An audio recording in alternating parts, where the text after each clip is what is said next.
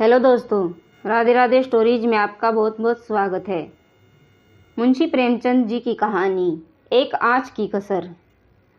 सारे नगर में महाशय यशोदानंदन का बखान हो रहा था। नगरी में ही नहीं, समस्त प्रांतों में समाचार पत्रों में टिप्पणियां हो रही थी। समाज सेवा इसको कहते हैं।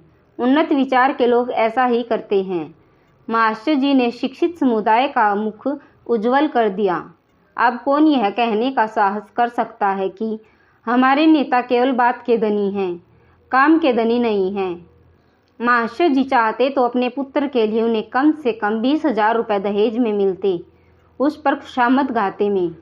मगर लाल साहब ने सिद्धांतों के सामने धन की रत्ती बराबर परवाह नहीं की और अपने पुत्र का विवाह बिना एक पाई दहेज लिए स्वीकार किया।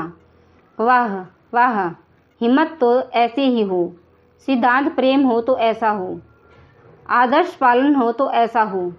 वाह रे सच्चे वीर, अपनी माता के सच्चे सपूत, तूने वह कर दिखाया जो कभी किसी ने नहीं किया था।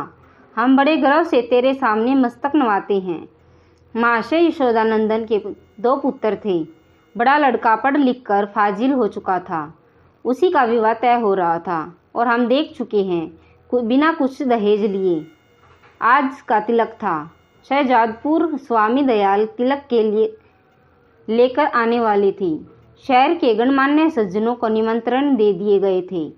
वे लोग जमा हो गए थे। महफिल सजी हुई थी। एक प्रवीण सितारिया अपना कौशल दिखाकर लोगों को मुग्ध कर रहा था। दावत को सामान तैयार था। मित्रगण यशोदानंदन को बधाई दे रहे थे। एक महाशय बोले, तुमने तो कमाल कर दिया। दूसरे, कमाल यह कहिए कि झंडे गाड़ दिए। अब तक जिसे देखा मंच पर व्याख्यान झाड़ते ही देखा। जब काम करने का अवसर आता था तो लोग दुम लगा लेते थे। तीसरे, कैसे कैसे बहाने लगे जाते हैं। साहब, हमें तो दहेज से सख्त नफरत है। यह मेरे सिद्धांत के विरुद्ध है, पर क्या करूं क्या। बच्चे की अम्मी जान नहीं मानती। कोई अपने बाप पर फेंकता है, कोई और किसी खर्राट पर। चौथे, अजी कितने तो ऐसे भैया हैं जो साफ साफ कह देते हैं कि हमने लड़के को शिक्षा दीक्षा में जितना खर्चा किया है वह हमें मिलना चाहिए, मानो उन्होंने यह रुपये उन्होंने किसी बैंक में जमा किए हैं। पांचवे, खूब समझ रहा हूँ आप लोग मुझ पर छींटे उड़ा रहे हैं। इसमें लड़के वालों का ही सारा दोष है या लड़की वालों का भी कुछ है। पहले, लड़की वालों का क्या दोष है सिवाय इसके कि वह लड़की का बाप है। दूसरे, सारा दोष ईश्वर का है जिसने लड़कियां पैदा की हैं। क्यों? पांचवें, मैं यह नहीं कहता कि सारा दोष लड़की वालों का है, न सारा दोष लड़के वालों का। दोनों ही दोषी हैं। अगर लड़की वाला कुछ न दे तो उससे यह शिकायत करने का कोई अधिकार नहीं है कि डाल क्यों नहीं लाई, सुंदर जोड़े क्यों नहीं लाई, बाजे गाजे पर धूमधाम के साथ क्यों नहीं आई, बताइए। चौथा, हाँ, आपका यह प्रश्न गौर करने लायक है। मेरी समझ में तो ऐसी दशा में लड़के के पिता से यह शिकायत न होनी चाहिए। पांचवें, तो कहिए ना कि दहेज की प्रथा के साथ ही डाल, गहने और जोड़े की प्रथा भी त्याज है। केवल दहेज को मिटाने का प्रयत्न करना व्यर्थ है। यशोदानंदन यह भी, मैंने दहेज नहीं लिया है, लेकिन क्या डाल गहने ने ले जाऊंगा। पहले, महाशय आपकी बात निराली है। आप अपनी गिनती हम दुनिया वालों के साथ क्यों करते हैं?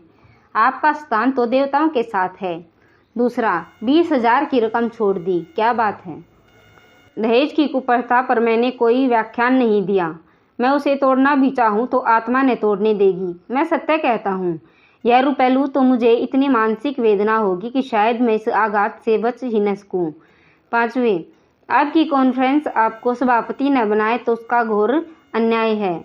इतने में खबर हुई कि महाशय स्वामी दयाल आ पहुँचे। लोग उनका अभिवादन करने को तैयार हुए और तिलक का संस्कार आरंभ हो गया। स्वामी दयाल ने एक ढाक के पत्ते पर नारियल, सुपारी, चावल, पान आदि वस्तुएं वर के सामने रखी।